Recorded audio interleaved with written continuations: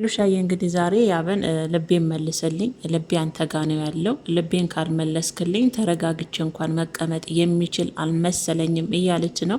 በእርግጥ ሄሉ የእኛም ተረድተንሻል። ሙልጭ ልጭ አድርጎ ልብሽንማ ያብ እንደወሰደው ተረድተንሻል። ያው ያብ ልብሽን ካልመለሰ አንቺም ያው ስናይሽ ተረጋግተሽ የምትቀመጭ አልመሰለንም።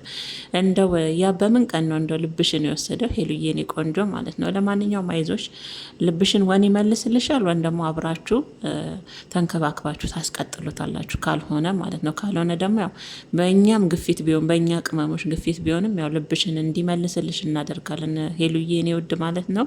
በነገራችን ላይ ቤተሰቦች ትናንትና ያው ልዩን አይታችኋታል። ሄሉን ስትመታት የእውነት እኔ በጣም ገርሞኛል። ያው ቪዲዮ መስራት ስላልቻልኩ ነው። ወደ ያብ ተመልሰሽ ካልሄድሽ በማለት እንግዲህ ያብ ይወድሻል። እኔ የ2 ዓመት ፍቅረኛዬን ነው መልሽ የሰጠውሽ። እኔ የእሱን ስቃይ ማየት አልፈልግም። ስለዛ ወደ ያብ መመለስ አለብሽ። አስመላሽ ኮሚቴ ልዩ ማለት ነው። በዚህ አጋጣሚ ማለት ነው ቤተሰቦቼ በፊት የኔ ነው ወደ እኔ ካልተመለስክ ካልያዛችሁኝ ካልለቀቃችሁኝ ስትይ ነበርሽ ልጅ። ዛሬ ደግሞ ያብ ሲጎዳ፣ በእርግጥ እንዳልሽም ከሆነ እውነት ከሆነ ፍቅር ማለት የአንድ ሰውን ደስታ መፈለግ ነው። በዛ ደስታ ውስጥ በዛ ሰው ደስታ ውስጥ መኖር ነው ብለሻል። ያብ ሲንገለታ ላይም ስለምወደው ስለማፈቅረው ብቻ የኔ ይሁን ብዬ እኔን ሳይወደኝ ከኔ ጋር እንዲቀጥል ስለማልፈልግ ሄሉዬ ወደ አንቺ መጥቶ ያብን ተንከባከቢው፣ ያብ ጋር ተመለሽ፣ ያብ እየተጎዳ ነው እያለች ነው ልዩ ማለት ነው። በዚህ አጋጣሚ ማለት ነው ሄሉዬ እንደው ቀጠንሽባቸውና ማለት ነው። ያብም እንደው ሲወረውርሽ አልጋው ላይ ሶፋው ላይ እኔማ አንጀቴ ተንሰፍስፎ እኮ ሊሞት ነው። ቤተሰቦች የእውነቴን ነው የምላችሁ። ሄሉዬ ቅጥነቷ እያስጠቃት ነው። እሺ ምን እናድርግ ሄሉሻዬ?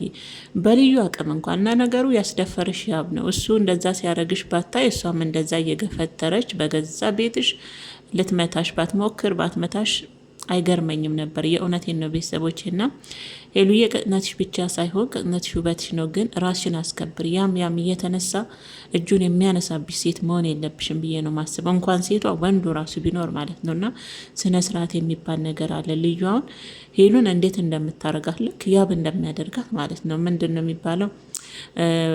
ባለቤቱን ካልናቁ አጥሩን አይነቀንቁ ይባላል የሀገሬ ሰው ሲተርትና ራስሽን ማስከበር ያለብሽ ራስሽ ነሽ። ማፍቀር እንዳለ ሆኖ ያብን መውደድሽ ማፍቀርሽ እንዳለ ሆኖ ማንም ሰው እጅሽን እንዲሽ ብሎ አንቺ ላይ እንዲያነሳ መፍቀድ የለብሽም። እንኳን ልዩቺ በከን የሆነች ማለት ነው። እና ለማንኛውም ያው ልዩ ትንሽ ተወፍራለች ከሄሉ ብዬ ነው ማስበው። ግን ቢሆንም ቀጠንሽ ማለት ያም እያነሳ የሚወረውርሽ አይነት ልጅ መሆን የለብሽም። የእውነት እኔ ያብ ራሱ በጣም ነው የሚያናድኝ የእውነት ቤተሰቦች። ምክንያቱም ቀጠረችና እንደው ተመቸችን ብሎ እንደው እዛ ጋም ሲወረውራት ሶፋው ላይም እሷም ሄዳ ደግሞ ጥቅልል ስትል እኔ አንጀቴን ትበላኛለች። አንዳንዴም ታስቀኛለች። ሲወረውራት እዛ ጋር ሜዳ ጥቅልል ስትል እዛ ሜዳ ጥቅልል ስትል፣ እችኛውም ደግሞ የእሱን ፈለግ ተከትላ ትናንትና አይቻለሁ ቪዲዮን በነገራችን ላይ ስላልሰራው ነው። ሄሉ ተብዬዋ ወደ ማናት ይቅርታ ልዩ ተብዬዋ ያው ሄሉን ወደ ሀብታ ካልተመለሽ ሉል ደግሞ ጸበል ይዤሽ ካልሄድኩ ሄሉ ከራስሽ ጋር አይደለሽም፣ ከራስሽ ጋር ብትሆኝ እንደዚ አይነት ስህተት አሰሪም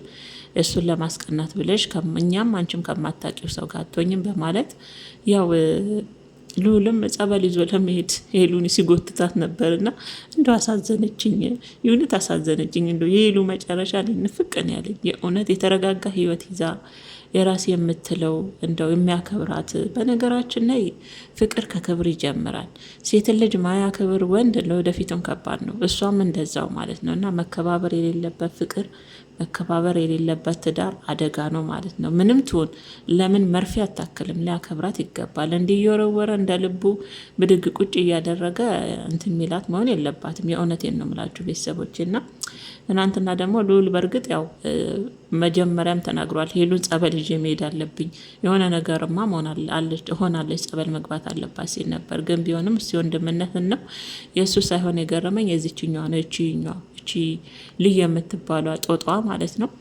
የእሷ በጣም ነው የገረመኝ እውነት ለመናገር እንዴ ያብን ፈለግ ተከትላ ሄሉ ለመምታት ስትጠራራ መታቻት እንጂ ምን ለመምታት ብቻ ተብሎ ዝም ይባላል?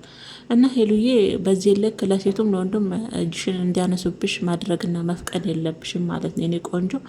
ለማንኛውም ልብሽ ያብጋን ያለው እኛ ተደራድረንም ቢሆን እንዲመልስልሽ እናደርጋለን እንጂ አትሰቃይም። ይሄ መልክ ብቻ የሆነ ልጅማ አሰቃይሽም ሄሉዬ፣ የኔ ቆንጆ። እሺ እንዴት እንደወደደች እኮ ቀጠል እስከምትል ነው ሄሉ። የእውነቴን ነው የምላችሁ ያብን የምትወደው። ወይኔ ጉዴ!